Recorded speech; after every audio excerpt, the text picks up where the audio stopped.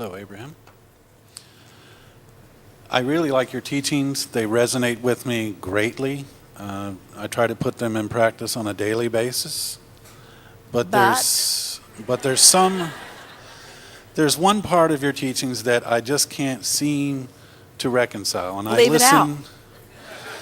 I'm sorry? Leave it out. Leave it out. Well, it's there every day, and I think a lot of people deal with it too. And it has to do with subconscious thought, subconscious creation. We've had some questions earlier today about it.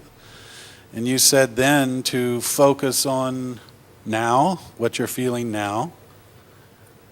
Well, we'd like to say something even more blatant to you. Subconscious thought doesn't mean diddly squat. Subconscious thought is below your level of recognition, so it is below your level of being able to feel it emotionally, is not a big enough vibrational player to worry about in any way.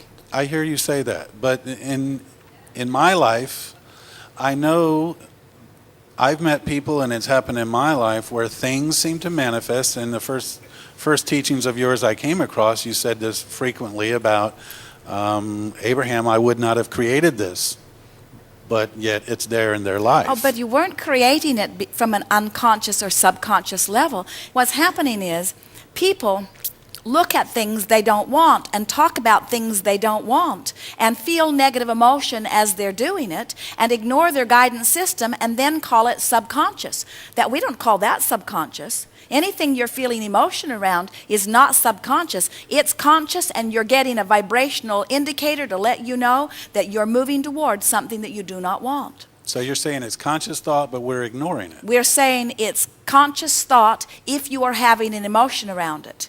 And if you're not having an emotion around it, it's not a big conscious thought. What you might be talking about is you might become accustomed to negative emotion, but we want you to realize that negative emotion always means that you are eventually moving towards something that you will not like when you get there. I think some things appear in our lives that seem to come out of the blue, and we wonder, we know that, how in the world could we have created this? But you see, the reason for that is because 99% of every creation is complete before you see any physical evidence. So for example, let's say I've decided because of my experience that I want more money. I want more money, so I launched this rocket of desire. So walking this way is toward more money, and walking this way is away from more money. And so you say, I want more money, I really do, but I don't have enough money, and I hardly know anybody who has enough money, and I'd like more money, but I don't have enough money, and I wish I had more money, and oh, you don't have any money either. Well, let's get together and complain about not having money. And I would like more money, but I don't have enough money. And so what's happening is you are consistently walking toward what you do not want vibrationally, but you don't realize that you're doing it because you are not taking score based upon the way you feel. You're taking score based upon other criteria. We were visiting with a woman one day who said, I have arthritis in my hips and it's very painful. And it's hard for me, she said, to focus upon feeling better when I feel so bad. And we said, well, the arthritis in your hips, that's just what is. See that as a sort of action journey culmination to where you are. But at the same time, you've got this action journey going on with arthritis in your hips, you've got an emotional journey going on. And feel the difference between arthritis in your hips and fear, or arthritis in your hips and hope. Because the vibrational difference between fear and hope is the difference between recovery or not. So what happens so often is that someone is offering thoughts that are in opposition to what they want. Offering thoughts that are in opposition to what they want, in opposition to what they want, in opposition to what they want, moving steadily toward what they do not want, toward what they do not want. 99.99% of it is complete before there's any physical evidence. I'm ornery, I don't feel good, I'm joining groups that feel the same way. I don't feel good, I'm ornery, I don't feel good, I'm ornery, I don't feel good, I'm ornery, I don't feel good, I'm ornery, I don't feel good. Manifestation. Where did that come from? It came out of the blue, and we say it didn't come out of the blue. It came out of the vibration that you've been offering, but in your not being aware of the way you were feeling, you were steadily moving towards something without recognizing it. And we do not agree that it is subconscious. What about when the arthritis first showed up?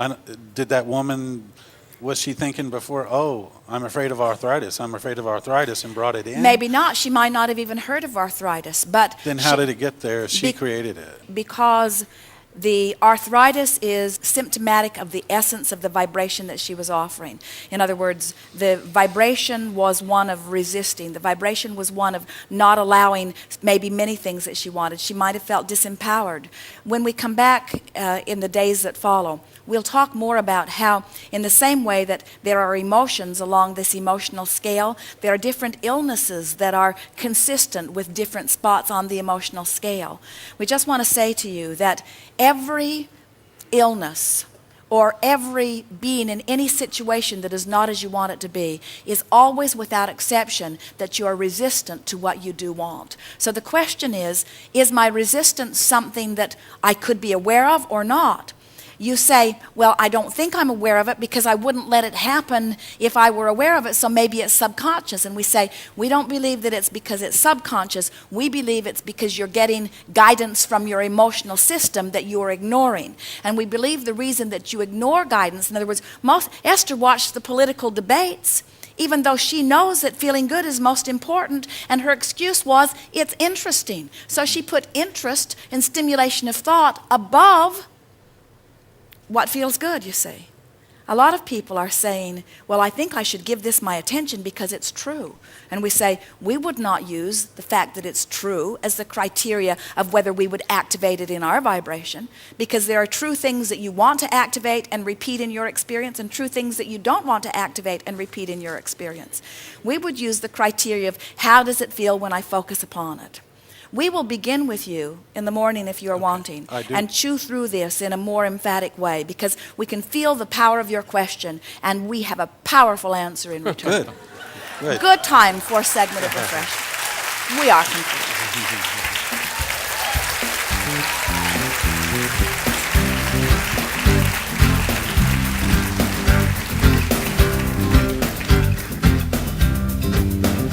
If you want it, it can happen when you get out of the way.